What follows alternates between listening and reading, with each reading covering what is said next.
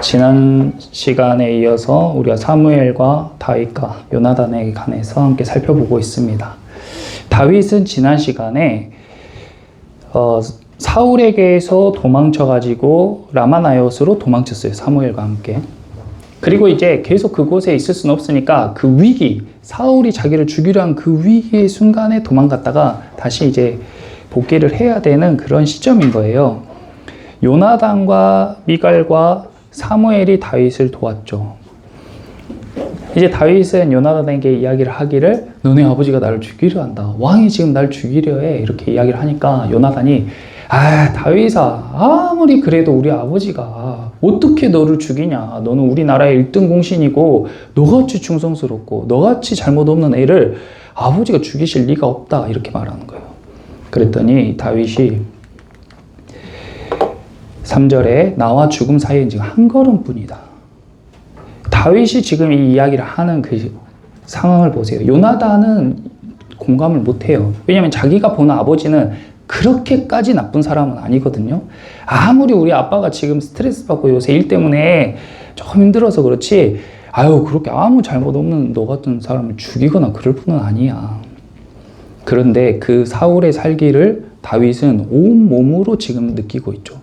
하루하루가 피말리는 상황, 사울이 언제든지 자기를 잡아서 죽일 수 있는 그런 위기감과 두려움이 온몸을 옥죄는 그런 순간에 다윗이 나와 죽음 사이는 지금 딱 한 걸음뿐이다 라고 표현을 했어요. 요나단에게. 우리 일상에서 늘 이런 상황이 많이 있는데, 교회로 예를 들면 교회에 다 좋아 보이고 목사부터 사모랑 성도들이 다 좋아 보이지만 사람들 사이의 관계라는 것은 거미줄처럼 얽혀 있는 겁니다. 내가 보기에 저분은 절대 그럴 분이 아닌데 누군가에는 그 사람이 사울 같을 수 있고 누군가는 나의 말과 행동 때문에 다윗 같은 공포를, 다윗 같은 스트레스를 받을 수도 있는 거예요. 그럴 때 우리는 어떻게 해야 되냐? 대부분 어떻게 합니까? 떠나버려요. 그게 너무 쉬운 방법이니까. 다윗이 할 수 있는 방법은 지금 멀리 혼자 도망가 버리면 끝납니다. 교회에서 꼴보기 싫은 사람이 있으면 다른 교회 가면 그만이죠. 인간관계를 하는데 친구가 싫어요? 그럼 친구 인연을 끊어버려요. 회사를 다니는데 사장님이 보기 싫어요? 회사를 옮겨버려요. 지금은 그런 게 훨씬 더 가벼운 시대가 됐습니다. 그렇게 살면 좀 더 편하게 느껴질 수도 있죠. 그런데 신앙생활을 하는 사람, 예수를 믿는 사람은 그렇게 사는 것이 아니라고 지금 성경에서 이야기를 하고 있는 거예요. 다윗은 지금 죽음에서 한 발자국만 나가면 지금 자기가 죽게 생긴 그 상황에서 뒷걸음질 치거나 뒤돌아서 도망가 버리지 않고 그 상황을 지금 힘들고 어렵지만 정면 돌파하는 겁니다. 그때에 내가 혼자 하기 너무 힘드니까 나를 좀 도와주라. 내가 진짜 너무 죽게 생겨서 고민이 되니까 너가 나를 위해서 기도해 주라 하고 요나단을 붙잡은 거예요. 우리가 신앙생활 할 때도 마찬가지예요. 직장생활 할 때도 마찬가지예요. 자기 배우자가 너무 꼴보기 싫어가지고 이혼하고 싶을 때도 마찬가지예요. 옆에 있는 믿음의 동역자에게 부탁해서 함께 기도로 돌파하시기를 축복합니다. 다윗이 지금 그렇게 하고 있는 거예요. 요나단은 공감은 못했죠. 완전히 공감할 수 없어요. 자기 상황이 아니면 완전히 공감할 수 없어요. 하지만 요나단이 어떻게 했냐? 내 목숨을 걸고, 만약 그게 사실이라면 내 목숨을 걸고 내가 너를 지켜줄게. 그런 믿음의 동역자가 있는 것이, 내 삶이 평탄하고 내 삶에 아무 문제가 없고 내가 통장 잔고도 가득 차고 건강도 충만하고 자식들도 다 잘 되고, 이것이 신앙생활 하면서 행복이 아니라 정말 내가 힘들 때, 정말 내가 어렵고 고통스러울 때 내 옆에 나를 위해서 기도해주고 자기 생명처럼 나를 사랑해줄 요나단 같은 동역자가 있는 것이 진정한 축복인 줄 믿습니다. 그런 배우자, 그런 성도들, 내가 먼저 그런 성도들이 되라고 오늘 이런 말씀을 하나님께서 우리에게 주신 것이에요. 그래서 다윗은 정말 죽게 생겨서 어떻게 해야 될지 그 두려움에 견딜 수 없었는데 요나단의 이 한마디에 다윗이 힘을 얻게 된 거예요. 요나단은 내가 아버지한테 가서 확인해 볼게. 내가 아버지한테 내일 우리 다 같이 식사하는 자리잖아. 왕이 초대한 자리에 너도 같이 하기로 했잖아. 그런데 너가 없는 것을 보고 아버지가 나에게 물어보실 거야. 그러면 내가 너네 가정집에서 제사를 드리러 갔다고 이야기를 할게. 그때 아버지가 아 그래 하고 이해하시면 너가 돌아와도 괜찮겠고, 아버지가 불같이 화를 내면 너를 죽이려 하는 것이니까 내가 너에게 알려줄게. 다윗이 도대체 어떻게 나에게 알려준단 말이냐. 내가 지금 그 얘기를 들으러 가면 바로 잡힐 판인데 어떻게 내가 그것을 들을 수 있냐. 핸드폰도 없고 전화기도 없는데 어떻게 하냐. 그러니까 요나단이 자기가 요나단은 잘 쓰는 무기가 활이었어요. 지난 시간에도 다윗에게 다 퍼줄 때 활도 줬잖아요. 그래서 이 요나단이 내가 네가 있는 곳으로 활을 쏠게. 그리고 내 무기 드는 자가 그 화살을 가지러 갈 때, 야, 너 화살을 가지고 오너라 하면은 그게 너보고 오라는 신호고, 야, 너 화살이 너보다 훨씬 더 멀리 가버렸다 라고 이야기하면 너한테 도망치라는 이야기야. 그 얘기를 듣고 너가 행동하면 돼. 그렇게 이야기를 해줬어요. 사울은 다윗과 요나단과 함께 식사하는 자리가 되는데 이새의 아들 다윗은 어디 있냐 했더니 요나단이 자기가 계획한 것처럼 이야기를 했어요. 그랬더니 이 사울이 얼마나 화를 내버리는지 제가 이 성경을 읽고도 좀 당황스러워요. 30절에 같이 한번 읽어보겠습니다. 사무엘상 20장 30절. 사울이 요나단에게 화를 내며 그에게 이르되 폐역무도한 계집의 소생아, 내가 이새의 아들을 택한 것이 내 수치와 내 어미의 벌거벗은 수치됨을 내가 어찌 알지 못하랴. 아니, 너무 당황스럽잖아요. 아침에 기분 좋게 이제 모여서 식사하려고 모였는데 다윗은 어디 있냐 그랬더니 다윗은 예배드리러 집에 내려갔습니다 하니까 갑자기 자기 아들을 향해서 입에 담지 못할 막 쌍욕을 하면서 얼굴이 빨개져서 막 화를 내는 모습을 상상을 해보세요. 우리가 일상에도 이런 모습을 많이 볼 수 있잖아요. 스트레스가 많이 쌓인 사람, 이미 마음에 악독이 가득 찬 사람은요, 너무 정도가 지나친 화를 뿜어내게 돼요. 본인이 주체를 못하는 거죠. 성경에는 악령이 그에게 임했다라고 이야기를 했어요. 그러니까 이 요나단이 보기에도 당황스럽고, 아, 아버지가 진짜로 다윗을 죽이려 하는구나 라는 것을 깨닫게 됐죠. 사울의 손에는 창이 들려 있었어요. 요나단의 손에는 활이 들려 있었습니다. 사울은 창으로 암몬과의 전쟁에서 승리했던 경험이 있고, 요나단은 활로 블레셋과 전쟁에 승리한 경험이 있죠. 저와 여러분도 다 우리가 잘 다루는 무기가 있어요. 어떤 사람은요, 말을 잘해요. 어떤 사람은요, 똑똑해요. 어떤 사람은 힘이 세요. 어떤 사람은 재정이 많아요. 어떤 사람은 요리를 잘해요. 어떤 사람은 청소를 잘해요. 그것이 저와 여러분들이 가지고 있는 무기란 말입니다.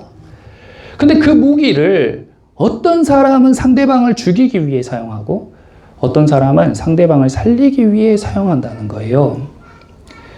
똑같이 돈이 있어도요, 어떤 사람은 그 돈으로 상대를 부럽게 만들고 수치스럽게 만들고 상대가 판단이 흐려지게 만들고 위축되게 만들고 상대를 주눅들게 만드는 용도로 자기 돈을 사용해요.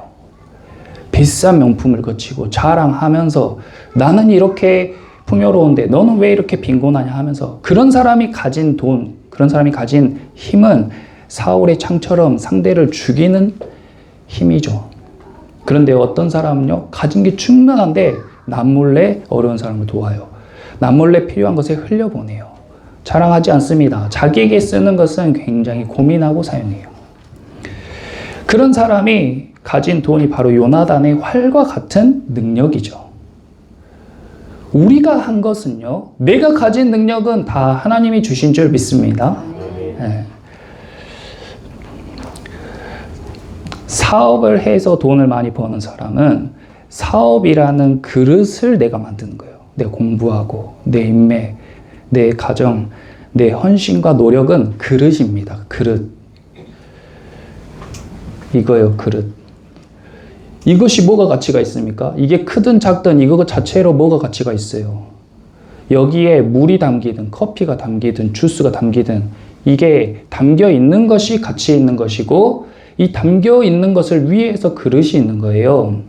그런데 우리의 학벌, 우리의 노력, 우리의 인맥은 그릇이란 말이에요. 그 그릇도 중요하죠. 그릇이 깨어져 있거나 그릇이 준비 안 되면 담을 수도 없으니까. 그런데 그릇이 비어 있어도 아무것도 아니에요. 그러면 그 그릇이 어떻게 채워지냐? 우리가 그릇을 만들고 기다리고 있으면 하나님께서 하나님의 때에 그 그릇을 채우시는 줄 믿습니다. 그러니까 내가 가진 것, 물론 내 노력도 있지만 정말 중요한 것, 우리에게 정말 필요한 그 능력은 하나님께서 나에게 부으신 것이라는 것을 인지하는 순간, 그것은 내 자랑도 아니고 내 부끄러움도 아니고 그것을 내 힘으로 할 수 있는 것도 아니라는 거예요. 요나단은 그걸 너무 잘 알았어요. 자기가 왕이 될 운명이지만 그 왕위라는 것이 자기가 자기 능력으로 차지하거나 자기 힘으로 차지하는 것이 아니라 하나님께서 그것을 정해주시고 하나님께서 원하시는 자가 그 자리에 앉아야 된다는 사실을 요나단은 완전히 깨달은 거예요. 그러니까 그것으로 자기가 왕자라고 자랑할 것도 없어요. 자기가 왕자라고 흥청망청할 것도 없어요. 자기가 왕자라고 다윗을 무시할 것도 없는 거예요. 오히려 다윗을 존중하고, 동화에 나오는 왕자와 거지 같은 사이지만 그 거지 같은 행색의 다윗을 존중하고 친구로 여겨준 게 요나단입니다. 그런데요, 사울은 이 자리까지 올라오기 위해 내가 어떻게 했는데, 내가 이스라엘의 왕이 되기 위해서 내가 어떻게 했는데, 내가 그 전장에서 목숨 바쳐서 내가 그 블레셋 사람들과 싸워서 내가 지금 이 자리에 앉았는데, 요나단, 이 미련한 놈아, 너 다윗한테 그렇게 하면 네 자리 뺏긴단 말이야. 그러면서 그걸 지키려고 애를 쓰면 쓸수록 이 추해지고 포악해지고 망가지는 인간의 모습이 바로 저와 여러분의 모습인 겁니다. 우리 안에는 요나단도 있고 사울도 있어요. 내가 내 삶 가운데 어떻게 생각하고 어떻게 말하고 어떻게 행동하느냐에 따라서 우리는 사울도 될 수 있고 요나단도 될 수가 있어요. 그러니까 지금 여러분의 손에 들린 그 무기, 나의 능력, 나의 강점이 어떤 것인 줄 잘 생각하고 그것을 하나님이 기뻐하시는 용도로 사용하시기를 축원합니다. 요나단이 다윗을 향해서 화살을 뿅 쏴서 무기 드는 자에게 야, 화살이 너보다 훨씬 빨리 가버렸다, 널 넘어갔다 라고 큰 소리로 이야기했어요. 들판에 있던 다윗이 그 소리를 듣고 눈물 흘리며 도망을 갑니다. 그때에 요나단이 다윗에게 무엇이라고 하냐면, 우리 사무엘상 20장 42절을 같이 한번 읽어보겠습니다. 요나단이 다윗에게 이르되 평안히 가라. 우리 두 사람이 여호와의 이름으로 맹세하여 이르기를 여호와께서 영원히 나와 너 사이에 계시고 내 자손과 내 자손 사이에 계시리라 하였느니라 하니 다윗은 일어나 떠나고 요단 성읍으로 들어가니라. 요나단이 화를 쏘면서 여호와께서 나와 너 사이에 영원히 계실 것이다. 이제 둘이는 언제 만날 수 있을지 못 볼지도 몰라요. 요나단은 자기가 다윗을 도망가게 한 사실이 왕에게 들키면 죽을지 어쩔지 몰라요. 근데 그 다윗에게 큰 소리로 도망가라. 근데 하나님이 너와 나 사이에 영원히 계실 거야. 만약에 내가 잘못되면 내 자손 너에게 부탁한다. 나는 죽어도 괜찮아. 근데 내 아내와 내 처자식은 내가 죽으면 좀 곤란하거든. 너가 우리 아내와 처자식 보살펴줘. 그럼 난 괜찮아. 그렇게 이야기한 거예요. 그리고 자기는 다윗은 도망가고 자기는 성읍으로 들어갔어요. 요나단의 희생이 없었다면은 다윗은 왕이 못 돼요. 지금까지의 다윗은 왕이 된 다윗과 일관성 있게 보면 안 돼요. 우리도 미래의 나와 과거의 나가 달라요. 지금 다윗은 혼란스럽고 두렵고 외로운 상태예요. 한 발자국만 나가면 죽을 것 같았어요. 당장 한 발자국만 나가면 죽을 것 같았어요. 근데 요나단을 만나서 요나단이 자기를 위해서 기도해주고 자기를 위해서 아버지의 의중을 파악해주고 이것이 너무 고마우니까 또 한 번 살 힘을 얻고 이제 떠나서 다음을 도모할 수 있게 됐죠. 만약에 다윗이 애초에 사울에게서 멀리 떠나버려, 아이고 이런 스트레스 안 받고 나 그냥 멀리 떠나버리려다 했으면 그냥 그 사람의 인생 거기서 끝이고 이 사람의 인생이 성경에 기록될 일도 없는 거예요. 과거에 골리앗을 때려잡고 과거의 왕 앞에서 수금 타는 것은 아무것도 아닙니다. 이것은 하나님께서 하나님의 나라를 만들기 위한 과정일 뿐이에요. 내가 과거에 잘 나가고 과거에 잘한 일이 있다고 늘 나에게 그런 일만 있는 건 아닙니다. 그리고 내가 어떤 판단을 했느냐에 따라서 과거의 영광만 붙잡고 사는 사람이 될 수 있고 더 찬란한 미래를 기대할 수 있는 사람도 되는 거예요. 다윗은 그 끝이 안 보이는, 그 빛이 안 보이는 그 터널을 돌파해 나간 겁니다. 요나단과 함께. 근데 이것을 혼자 할 수 있겠어요? 오늘 본문에서 중요한 사람이 요나단이죠. 요나단이 자기가 죽을 위기, 자기의 생명을 걸고 다윗을 살려준 거예요. 요나단이 다윗을 자기 생명처럼 사랑했더라. 내가 내 생명을 걸고 너를 지켜줄게. 그리고 너와 나 사이에 하나님이 계시다. 우리 자손을 부탁해 라고 이야기했어요. 이 모습에서 우리는 예수 그리스도의 모습을 보는 거예요. 우리 각자의 일상에서 말하지 못할 그 어둠, 말하지 못할 그 고난, 말하지 못할 그 문제를 어떻게 돌파해요? 어떻게 헤쳐나가요? 힘들고 고단하고 주저앉고 싶을 그때에 우리 곁에서 주님께서 우리의 손을 붙잡아 주시는 것을 믿으시기를 축복합니다. 그리고 그 주님께서 우리에게 이렇게 말씀하시는 거예요. 누구야, 아무개야, 내가 너를 지켜줄게. 내 생명을 다해서라도 너를 지켜줄게.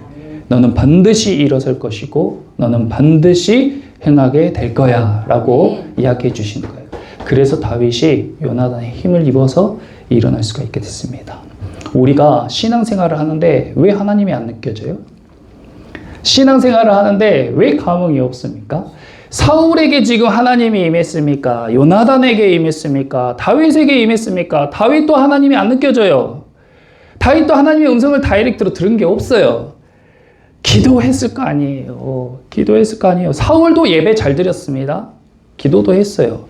근데 세 사람에게 하나님이 말씀하시거나 하나님이 역사하신 것이 지금 없었단 말이에요.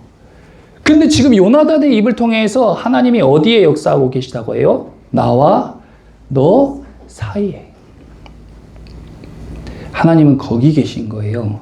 관계 안에서 역사하시는 하나님인 줄 믿습니다. 내가 불편하다고 그 사람과 연락을 끊고 등 돌리잖아요? 하나님이 역사하실 찬스가 없어요. 내가 나만 좋자고 혼자 내가 편한 길로 걸어가잖아요? 그러면 하나님이 역사하실 틈이 없다고요. 근데 내가 내 생명 바쳐 내 옆에 있는 이웃의 손을 붙잡는 그 순간 나와 그 사이에 하나님께서 역사하시는 줄 믿습니다. 예수님께서요, 우리 사이에 역사하실 때 우리와 예수님 사이에 무덤의 장막이 이렇게 가리고 있었는데, 하나님과 우리 사이를 장막이 다 가리고 있었는데 하나님께서 늘 우리 삶 가운데 역사하셔도 그 휘장이 가리고 있으니까 하나님이 느껴지질 않는 거예요. 근데 예수님께서 우리를 위해 자기를 희생하시고 십자가에 못 박혀 돌아가시고 우리를 위해서 생명을 다 바치신 그 사건으로 인해 휘장이 쫙 갈라지면서 하나님과 우리 사이가 가까워지는 것입니다. 그러니까 예수님과 우리 사이에 하나님께서 역사하시는 것을 우리가 느낄 수 있게 된 것이에요. 예배는 교회 안에서 성도와 성도 사이에 하나님이 역사하시는 시간인 줄 믿습니다.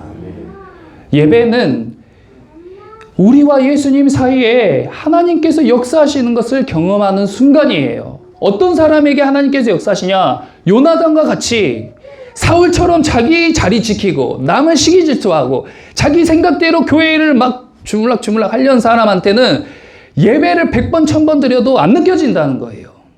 자기 자기를 지키려고 자기 이익만 고집하고 자기 생각대로 사람들을 움직이려고 하는 그런 창을 들고 있는 손, 사울 같은 사람에게는 안 느껴진다는 거예요. 그런데 내 곁에 지금 곤란한 상황, 위기의 상황, 문제, 어려움에 힘들어하는 사람의 손을 붙잡고 내 생명을 바쳐서라도 내가 너를 이렇게 세워줄게.